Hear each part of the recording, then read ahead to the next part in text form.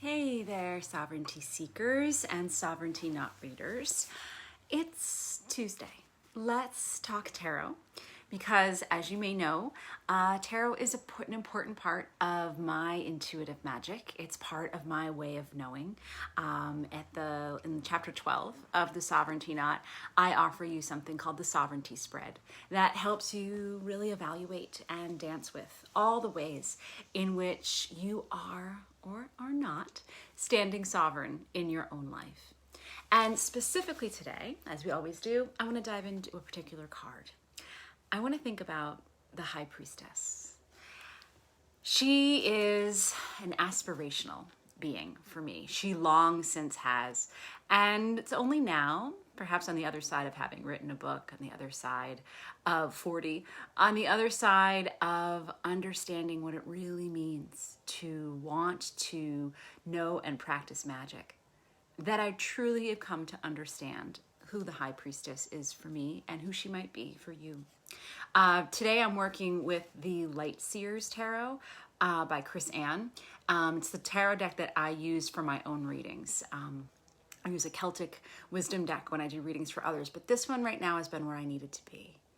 And so as I'm thinking about the High Priestess, I am thinking back to my princess self. I am thinking back to my very first tarot deck had Morgan Le Fay as the High Priestess. It was an Arthurian legend themed deck.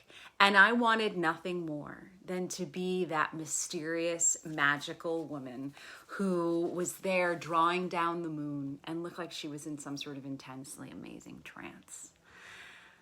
And it felt bold and brave and wise to want to be Morgan Le Fay, to want to be the High Priestess rather than wanting to be the Empress, to wanting to be Guinevere, to wanting to be the Queen of the Castle.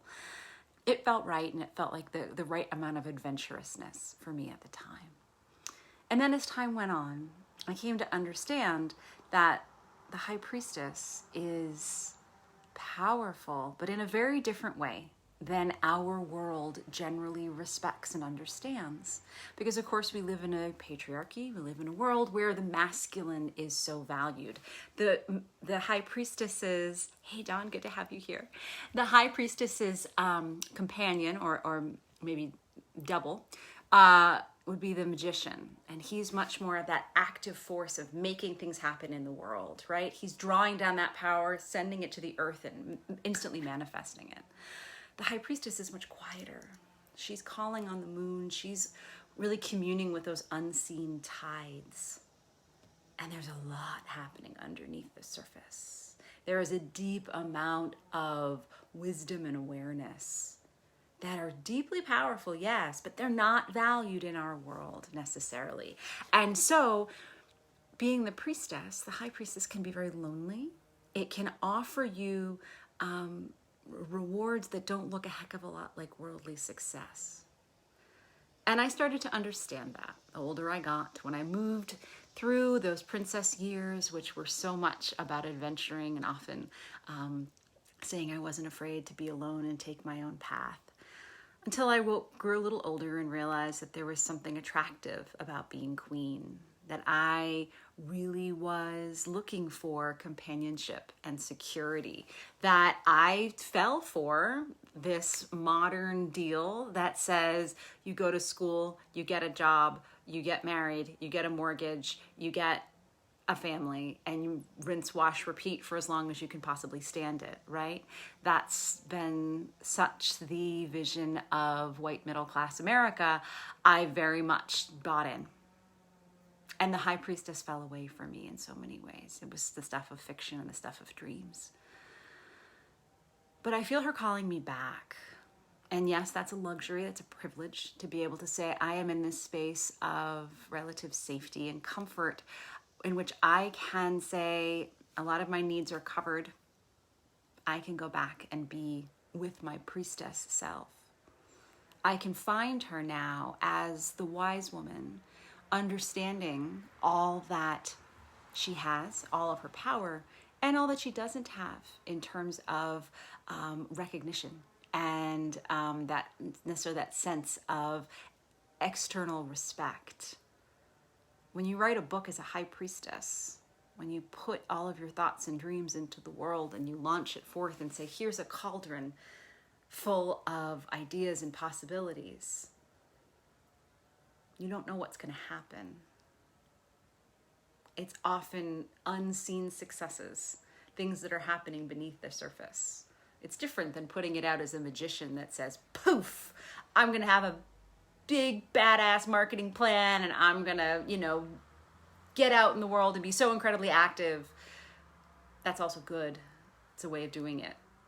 But the way of the high priestess is quieter. It's about being receptive.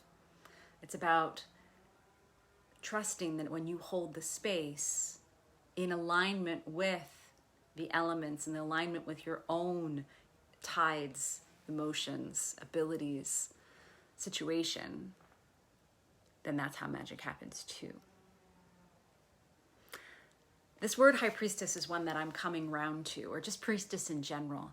I encourage you to go check out the video I did yesterday for the Magic Words Collective, thinking about the power and resonance and the invitation inherent in the word priestess and what it might mean to you. Because here I'm really thinking of it in this tarot sense of what it means to be aligned with, number 2 in the major arcana. What does it mean to say, I am going to be someone who's in tune with the moon, the elements, those unseen tides that are so very real, because just because you can't see it doesn't mean it isn't affecting us all, right? I want to read to you just a little bit from the Sovereignty Knot, because I realize I only use the word priestess once in the book. And in many ways, that is because it's a word that I'm still feeling my way into, because I can claim writing coach, story healer, word witch. Priestess of Sovereignty, on the other hand, is one that I'm still leaning into and playing with and asking for and interrogating and inviting and back and forth and being like the moon, all full of it one day and other times feeling like I'm in the shadow. Not because it isn't real, but because this is where the tides are taking me right now, and I wonder where they might be taking you. This little section comes at the end of chapter 2, when I invite you to enter into the Sovereignty Goddess's cave. And she is offering you a message. This is what she might say. You are a healer, a priestess, a revolutionary. You're a warrior, an artist, a sorceress. You are an agent of transformation who refuses to accept the world as it is, who refuses to settle for the status quo. A force and source of sovereignty, you begin by recognizing your own sacred right to heal, create, and love who you are. And then you can dance with your divine obligation to offer that magic to others.